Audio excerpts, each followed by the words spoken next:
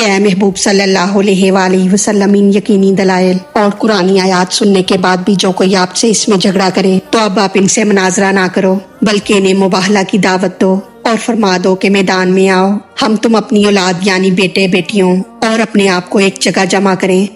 اعوذ باللہ من الشیطان الرجیم، بسم اللہ الرحمن الرحیم۔ فمن پس جو حاج جا کا آپ سے جھگڑے، فی ہی اس میں، من بعدی بعد اس کے، ماں جب جا کا آ گیا آپ کے پاس، من العلمی علم یعنی اے نبی صلی اللہ علیہ وآلہ وسلم، جبکہ آپ کو حضرت عیسیٰ علیہ السلام کے بندہ اور نبی ہونے کا قرآنی آیات کے ذریعے یقینی علم دے دیا گیا۔ اتنی دلیلیں دینے کے بعد بھی جو کوئی عیسیٰ علیہ السلام کے بارے میں آپ سے جھگڑا کرے یا اب جو آپ کے مقابل اس پر ضد کرے تو مباہلہ کرو۔ مباہلہ یہ ہے کہ دونوں فریق اپنی اولاد اور جان کے ساتھ حاضر ہوں اور خوب گر گڑا کر دعا کریں کہ جو کوئی ہم میں سے جھوٹا ہے اس پر خدا کی لعنت اور عذاب ہو۔ حاج جا کے معنی ہے ایک دوسرے کے مقابل حجت کرنا،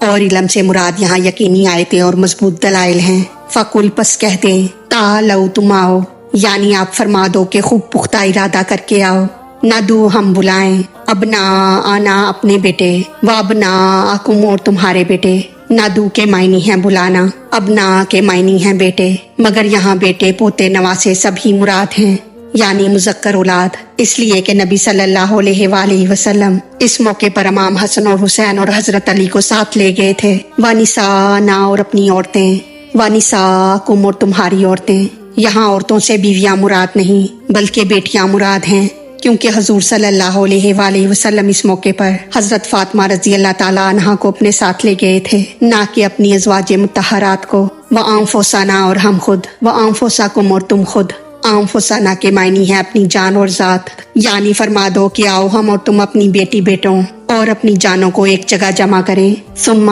پھر نبتہل ہم التجا کریں، فنجل پھر کریں، لعنت اللہ لعنت اللہ تعالیٰ کی، علی الکاذبین جھوٹے پر۔ لعنت کے معنی ہے اللہ کی رحمت سے دوری، اور کاذبین سے یہاں عیسیٰ علیہ السلام کی شان میں جھوٹ بولنے والے مراد ہیں، یعنی ہم اور تم اپنے اہل قرابت کے ساتھ جمع ہو کر آپس میں مباہلہ کریں کہ جھوٹے پر رب کی لعنت بھیجیں۔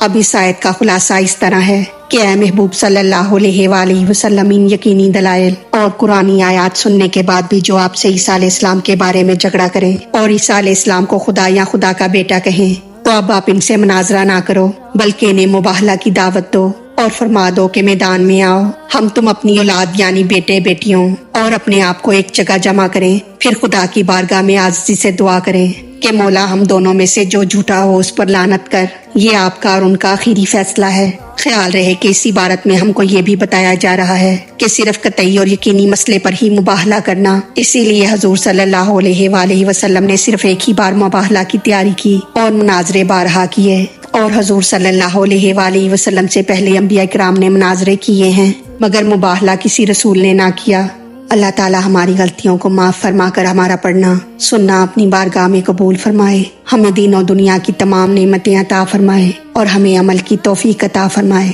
آمین یا رب العالمین۔ وما علینا الا البلاغ المبین۔